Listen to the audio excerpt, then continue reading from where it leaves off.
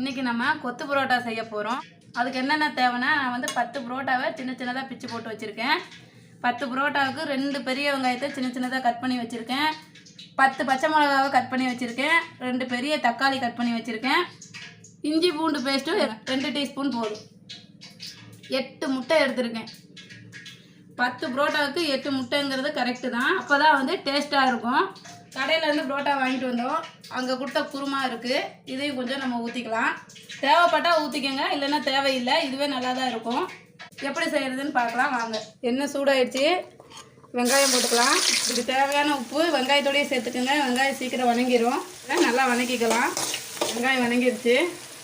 பச்சை மிளகா, தக்காளி 2ஐயும் சேர்த்துக்கலாம். கிளறிக்கலாம். இஞ்சி பூண்டு பேஸ்ட்டு 2 டீஸ்பூன் போட்டுக்கோங்க. இது கூடவே கருவேப்பிலை போட்டுக்கோங்க. 1.5 டீஸ்பூன் மிளகாய்த்தூள் போட்டுக்கோங்க. 1 டீஸ்பூன் போட்டுக்கோங்க. கரம் மசாலா 1 டீஸ்பூன் போட்டுக்கோங்க. நம்ம இது கிளறிக்கலாம். அவ்வளோதான், வணங்கிடுச்சு. நான் 10 புரோட்டாங்கிறனால வெங்காயம் தக்காளி அதிகமாக எடுத்துக்கிட்டேன். நீங்கள் புரோட்டா கம்மியாக செய்கிற மாதிரி இருந்தால் வெங்காயம் தக்காளி ஒன்று எடுத்துக்கோங்க, போதும். இதோட நான் அந்த 8 முட்டையும் உடச்சி ஊற்றி வச்சுருக்கேன், அதை சேர்த்துக்கிறேன்.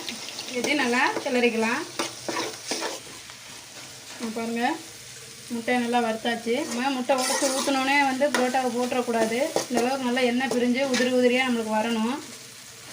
வந்து நம்ம பிச்சு போட்ட புரோட்டாவை சேர்த்துக்கலாம். நம்ம கொத்து புரோட்டா செஞ்சிட்ருக்கோம்.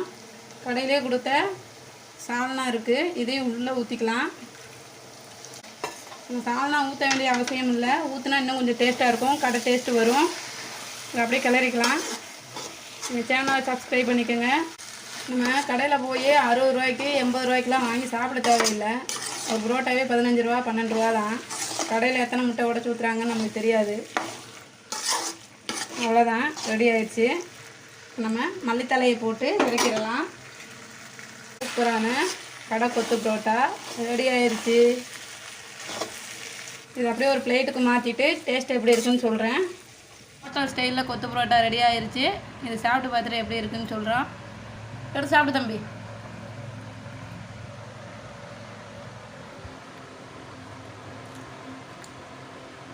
சூப்பராக இருக்கும்.